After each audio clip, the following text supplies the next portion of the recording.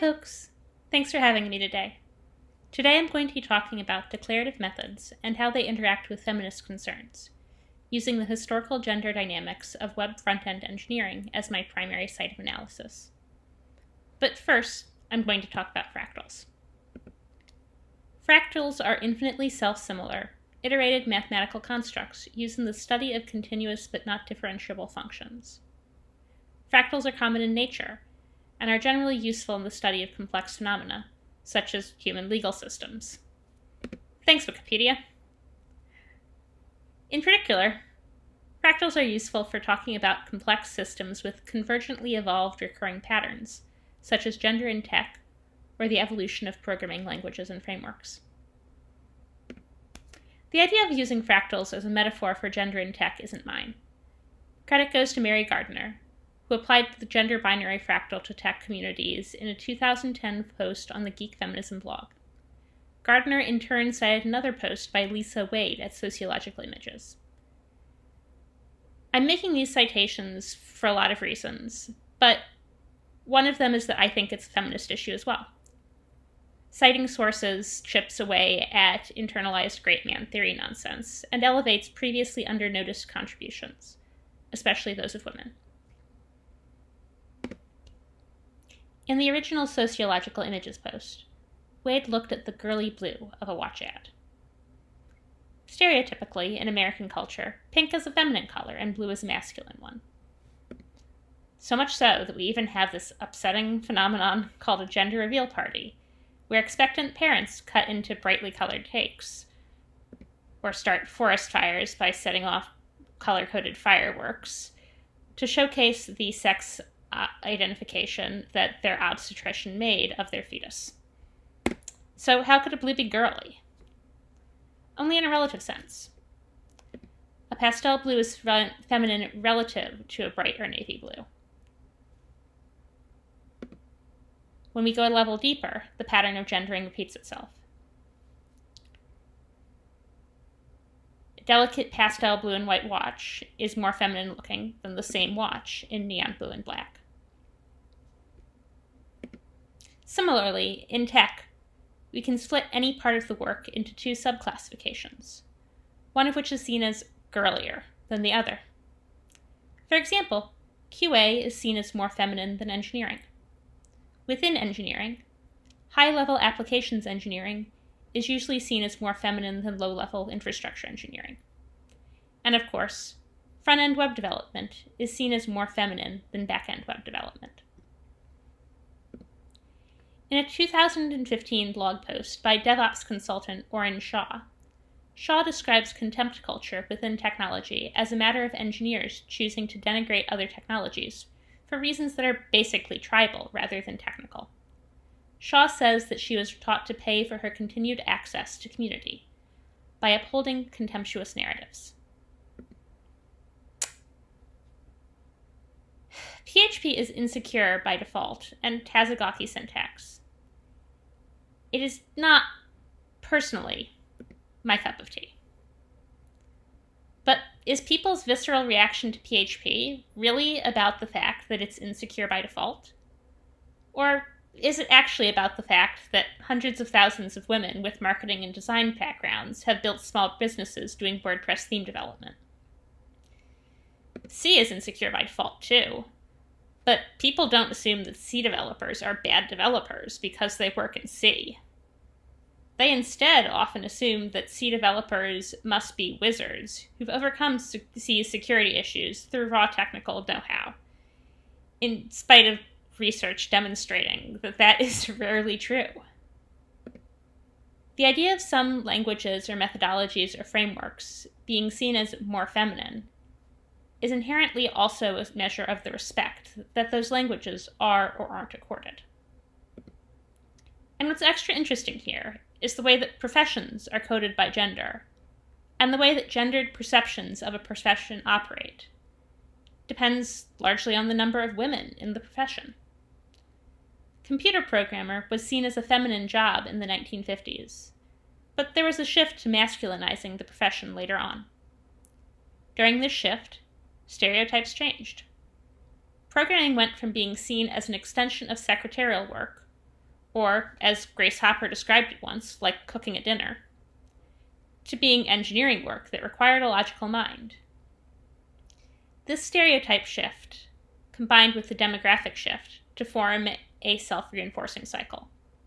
For more on this topic, please look at historian Mar Hicks's work. Now, I want to be clear that we are looking at this as a self-similar fractal where there are interesting repeating patterns, not as a hierarchy. We can say that engineering is usually considered more masculine than developer relations, and that infrastructure is usually considered more masculine than CSS. But if we try to extrapolate that in figuring out whether cloud infrastructure DevRel is more or less feminine coded than engineering a design system, then we get to a place where this is not useful analysis anymore, it's just Depression Olympics. Now I'm going to take a turn for a minute and talk about programming itself, not the sociology around it. Declarative methods are a broad term. For the purposes of this talk, I'm going to be talking about declarative methods as software methodologies that value describing an outcome and automatically deriving its algorithm over methodologies that describe the algorithm directly. Contrariwise, I'm going to be talking about imperative methods as methods that value describing an algorithm directly and leaving its outcome to be determined by, well, running through the algorithm. It's rare for a language or framework to be all one or the other. For example, Prolog is pretty declarative, but practical Prolog involves being very, very careful about rule order and structure in order to trick the Prolog engine into optimal goal search. Still, if we reduce things to pairwise comparisons, we can sort them, however imperfectly. Prolog is definitely more declarative than Java. SQL aggregations, way more declarative than MapReduce aggregations. With that in mind, let's run through some front-end web development technologies. Pure CSS is about as declarative as you can get. Styling rules defined with CSS and JS, less so. Pure HTML is also about as declarative as you can get, and templated HTML is less so.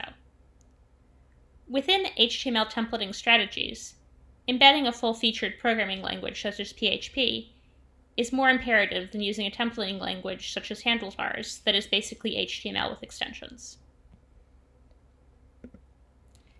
Now, how does this work against gender? Unfortunately, that kind of depends on who you ask. Let's take a dive through history. At first, putting stuff on the web was mostly a matter of knowing HTML.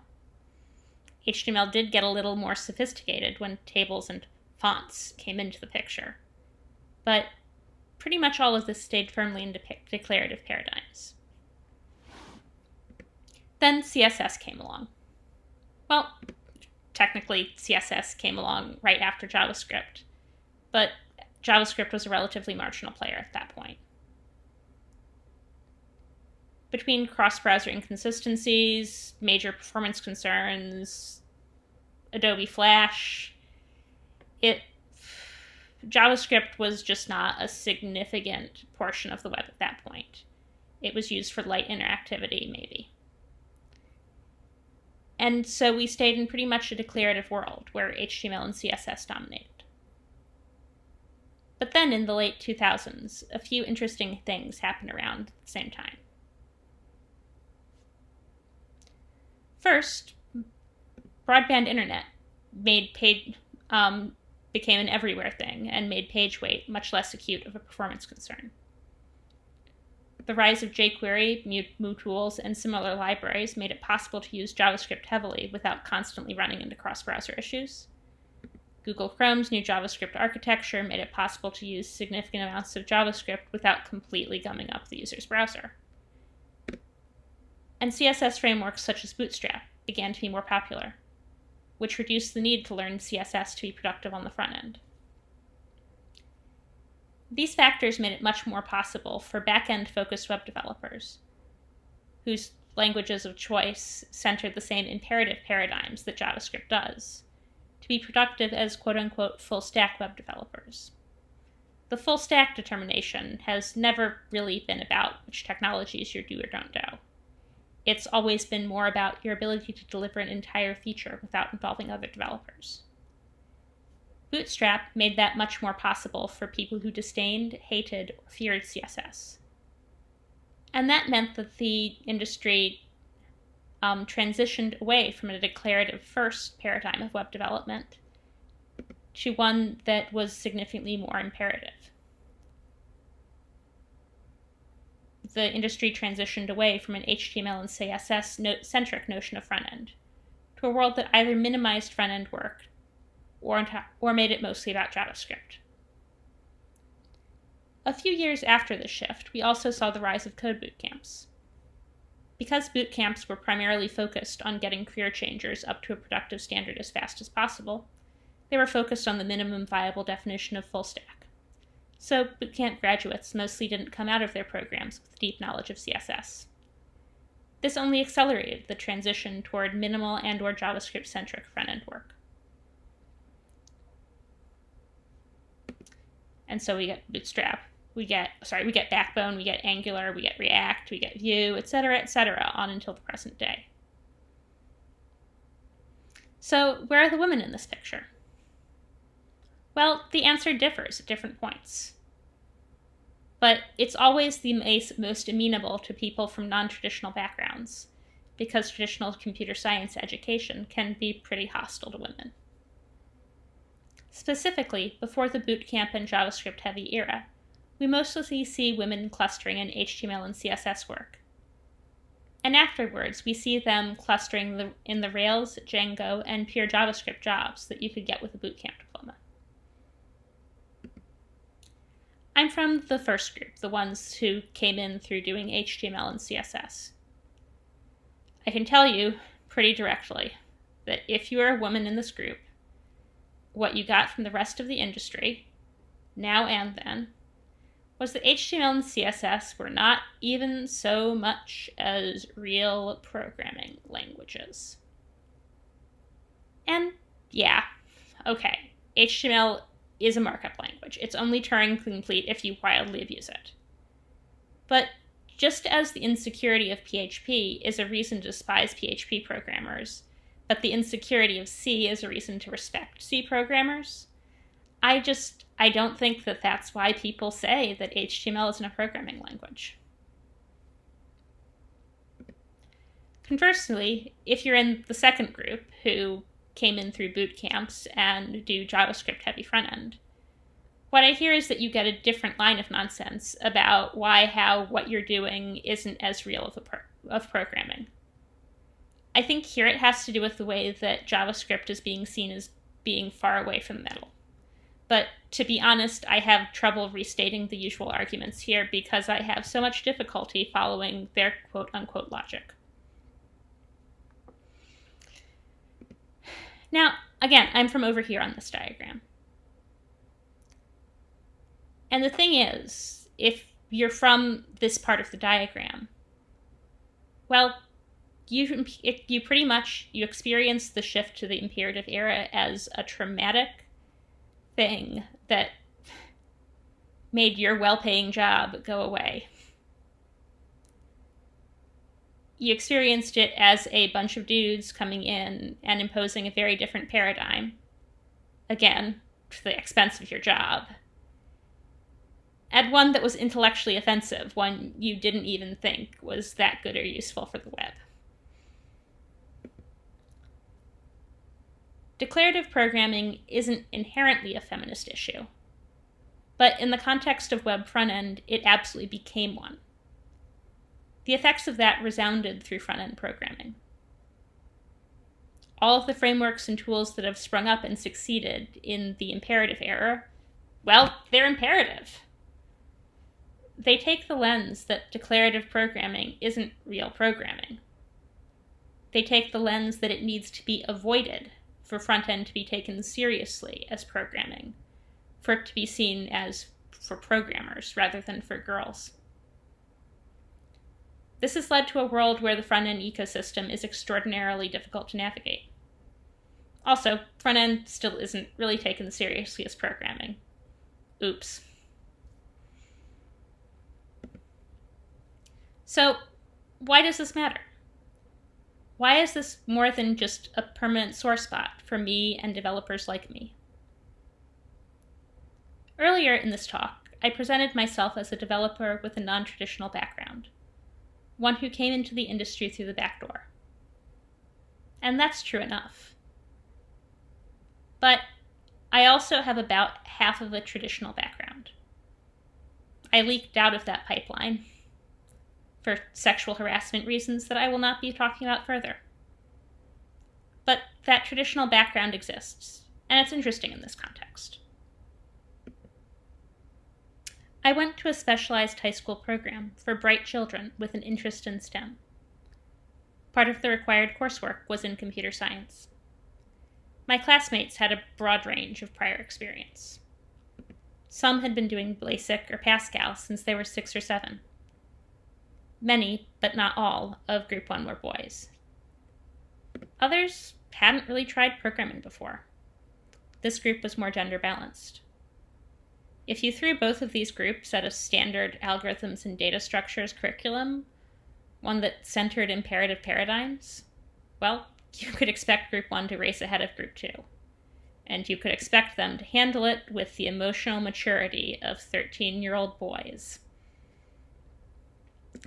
So instead, the first-year computer science curriculum was designed to put everyone on an even playing field by demonstrating to everyone that they didn't know anything yet. We covered Excel. We did modeling and simulation in a visual programming language called Stella. We did Boolean algebra. We did chip design. And finally, just to make sure that everyone got good and broken out of any BASIC or Pascal assumptions that they may have had, we did a unit in Scheme. Now, the second-year curriculum was a standard algorithms and data structures course in C++. But by that point, the class had had a chance to bond over how much they disliked parentheses, so the social dynamics were a bit easier. But when your first formal exposure to programming is Excel, it really opens you up to the knowledge that declarative methods are all around us. Excel is the most popular programming environment ever invented, by far, and it uses a fundamentally declarative paradigm. However, it isn't seen as a victory for declarative methods because it isn't seen as programming, because non-engineers use it. Accountants, office managers, marketers doing project management, girls. In high school, I begrudgingly did my algorithms projects in the computer lab, and then I went home and did CSS for fun. While the story of a lot of women in my cohort is one of doing CSS because it's the programming they had access to, for me, it's because it was the programming I liked. I love CSS. I love how doing it well is always about describing complex domains as simply as possible. I love how a good CSS engineer can be a force multiplier who enables an entire company to ship beautiful software with barely any work. CSS isn't what I do with most of my time. Rails, React, and Pandas pay a heck of a lot better and involve a lot less nonsense of being called something other than a real programmer. But I love CSS, and I look for any excuse to write it that I can find. And it's because I love CSS and mostly don't get to write it that I challenge y'all to not just think of declarative as a feminist issue, but of feminism as a declarative issue. Declarative languages and frameworks are often easy to learn and easy to build amazing things in quickly. As such, they will always be good gateways into programming. They are always poised to capture a large wave of non-traditional developers, including women. And right now, that's both a blessing and a curse. A blessing because I like declarative methods, and if they succeed, I get to program in them more often. A curse because it is so easy to call declarative languages with wide female adoption not real programming. I don't want what happened to CSS to happen to any of the brilliant declarative ideas that I'm sure everyone at this conference is nurturing. And there are only two ways out of that. One is to wrap yourself in arrogance and misogyny so that you can always out-contempt anyone who might denigrate your idea as not real programming. I don't recommend that. The other is to embrace the risks of wide adoption and prepare for them. Get women and other minorities in your community early. Include a wide range. Include folks who don't have a lot of program experience so you can build something accessible. But also include senior women, senior folks from racial minorities, other people who've been around the block and can offer constructive feedback. Please don't fall into the trap of assuming that woman equals junior. Make sure that what you're doing is interesting to people who don't already do open source on the weekends. Make it practical. Or let them make art in it. Or do both. Finally, talk and think about programming as a big tent. Unlearn any contempt culture you've learned. Get excited about spreadsheets, about HTML, about CSS. Get excited about the way that the no-code movement is reviving visual programming without calling it that. Embrace the fact that the future of programming won't look like its past. And we can all have nice things. Thanks for your time today, folks.